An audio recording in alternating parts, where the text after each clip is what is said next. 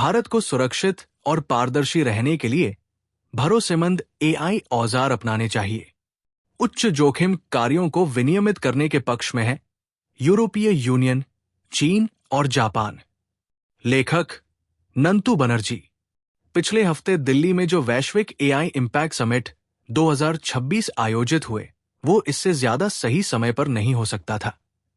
जब दुनिया artificial intelligence AI को अपनाने, इसकी सीमाओं और संभावित नतीजों को लेकर कुछ हद तक शक में है।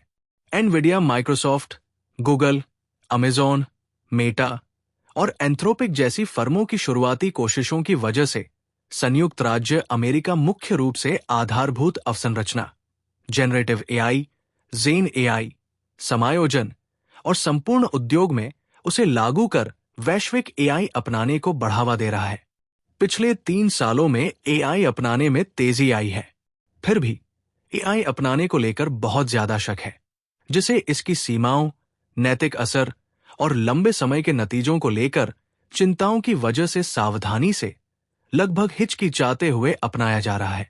यूरोपीय यूनियन के सदस्य देश, जापान और चीन अभी भी एआई विकास के लिए सावधानी से नियंत्रित किया हुआ तरीका अपना रहे हैं।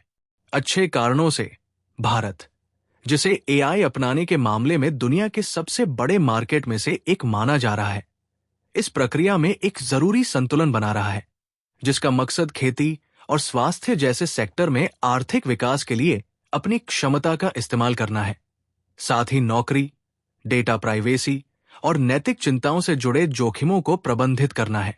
जहां कुछ लोग ज्यादा ऊर्जा की खपत और श्रम बाजार में बदलाव के कारण धीमे और ज्यादा सावधानी वाले तरीके अपनाने का सुझाव देते हैं, वहीं दूसरों का मानना है कि देश को एआई अपनाने में धीमा नहीं होना चाहिए, बल्कि जिम्मेदारी से अपनाने पर ध्यान देना चाहिए और गहरी उत्पादकता की समस्याओं को हल करने के लिए एआई का इस्तेमाल करना चाहिए।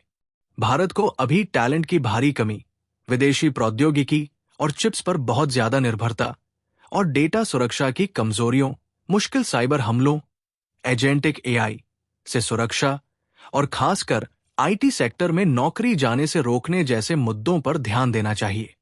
आईबीएम, एक्सेंचर, पैलंटर टेक्नोलॉजीज, एबोर्ड और डेटारोबोट जैसी बड़ी वैश्विक कंपनियां कार्य क्षमता और फैसले लेने की क्षमता को बेहतर बनाने के लिए व्यावसायिक प्रक्रिया में एआई को समन्वित करने पर ध्यान दे रही है। वहीं अन्य कंपनियां पहले से ही विनियमित बैंकिंग, ऊर्जा, सरकार के लिए प्रशासनिक जिम्मेदार एआई में विशेषज्ञता का अनुभव कर रही है। Amazon, Anthropic, Google, IBM, Meta, Microsoft, Nvidia और ओपन एआई जैसी बड़ी अमेरिकी कंपनियों ने टिकाऊ विकास के लिए एआई का इस्तेमाल करने के लिए partnership for global inclusivity on AI (PDII) बनाई है। एआई अब कोई भावी परिकल्पना नहीं रही, ये एक शक्तिशाली प्रौद्योगिकी है, भले ही अभी इसे परिपक्वता न हासिल हो, जिसके लिए तुरंत और सख्त प्रशासन की जरूरत है। अभी का शक उद्योग को ह्यूमन इन द लूप दृष्टिकोण की ओर धकेल रहा है, जहां एआई का इस्तेमाल इंसानी फैसले लेने की क्षमता को बदलने के बजाय बढ़ाने के लिए किया जाता है, जिसका मकसद बिना सोचे समझे अपनाने के बजाय जिम्मेदारी से अपनाना है। एआई पूरी तरह से इंसानी तेजस्विता की जगह नहीं ले सकता, लेकिन ये रोजाना के कामों को स्वचालित करके और एक शक्तिशाली सहयोगी औजार के तौर पर काम करके उद्योग को काफी हद तक बदल देगा। हालांकि एआई स्पीड, डेटा प्रसंस्करण और कुशलता में बहुत अच्छा है, लेकिन इसमें चेतना, संवेदनशील तेजस्विता, रचनात्मकता और नैतिक तर्क की कमी है। हाल का एआई इम्पैक्ट समिट एआई अपनाने से जुड़े मुद्दों को समझने के लिए बहुत उपयोगी था, खासकर भारत जैसी तेजी से बढ़ती नई अर्थव्यवस्था के साथ साथ विकसित देशों में, जिन्हें अपनी जरूरतों, समस्याओं और संभावनाओं के हिसाब से अपनी विकास योजना लिखने में सक्षम होना चाहिए।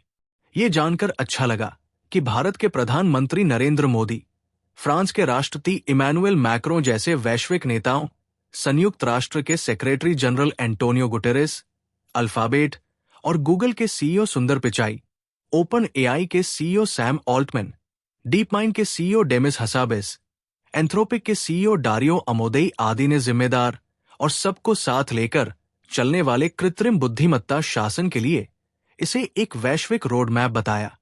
भारत की एआई क्षमता की तारीफ करते हुए प्रौद्योगिकी के अगुओं ने एआई डिवाइड के खिलाफ चेतावनी दी और नैतिक नवाचार, बच्चों की सुरक्षा और वैश्विक सहयोग की अपील की।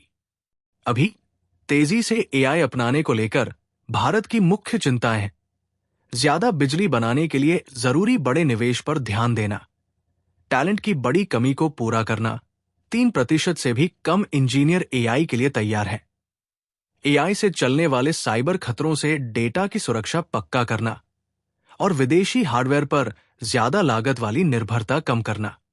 एआई के आने से भारत की दुनिया भर में मशहूर इंफोटेक कंपनियों और आईटी कंपनियों जैसे Tata consultancy services, TCS, Infosys, HCL tech, Wipro, tech Mahindra और एलटीएमआईएनट्री के व्यवसाय की किस्मत में संभावित बदलाव भी चिंता का एक बड़ा कारण है, क्योंकि इस उद्योग में काम करने वाले हजारों सॉफ्टवेयर कर्मचारियों की नौकरी जा सकती है। तेजी से एआई अपनाने से कर्मचारियों के अस्तित्व पर खतरा मंडरा रहा है। भारत के पारंपरिक आईटी सेवा उद्योग में बदलाव के कारण इसमें काफी कटौती हुई है, जबकि अगले 3 से 4 सालों में उनकी आय में बढ़ोतरी होगी। एआई एक मुद्रा अपस्फीति कारक होगा, जो इंसानी कामों को स्वचालित करने का खतरा पेश करेगा। एआई के लिए तैयार होने के लिए भारत को डेटा सेंटर के लिए जरूरी अवसंरचना को चलाने के लिए बिजली की मांग में भारी उछाल का सामना करना पड़ रहा है। अनुमान है कि 2030 तक 40 से 50 TWh टेरावाट घंटे बिजली की और जरूरत होगी। देश की डेटा सेंटर क्षमता 2024 में लगभग 1.6 गीगावाट से बढ़कर 2030 तक 8 से 10 गीगावाट होने की उम्मीद है, जो एआई को तेजी से अपनाने की वजह से है। दिलचस्प बात यह है कि देश के कुछ बड़े औद्योगिक घराने, जिनमें गौतम अडानी ग्रुप और रिलायंस इंडस्ट्री शामिल हैं, पहले से ही एआई अवसंरचना बनाने के लिए बड़े अवसंरचनात्मक निवेश पर काम कर रहे हैं। अडानी ग्रुप ने इस दशक में देश में $250 अरब का एआई अवसंरचना इकोसिस्टम बनाने के लिए अपना अनुमान लगाया है। आरआईएल और उसकी डिजिटल सब्सिडियरी जियो प्लेटफॉर्म 7 साल के समय में संप्रभु अवसंरचना में $110 अरब का निवेश करने की योजना बना रही है। खास बात यह है कि भारत में एआई अपनाने की दर तेजी से बढ़ रही है। इस विकास को बढ़ाने वाले मुख्य सेक्टर, जो एआई के मूल्य अधियोग में लगभग 60% का योगदान देते हैं, बैंकिंग, बीएफएसआई, हेल्थकेयर, रिटेल और कंज्यूमर पैकेज गुड्स, सीपीजी और औद्योगिक और स्वचालित क्षेत्र हैं।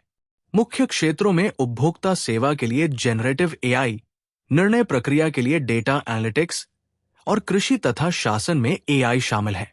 एआई अपनाने में बैंकिंग और वित्तीय सेवाएं सबसे आगे हैं, 68% से ज्यादा।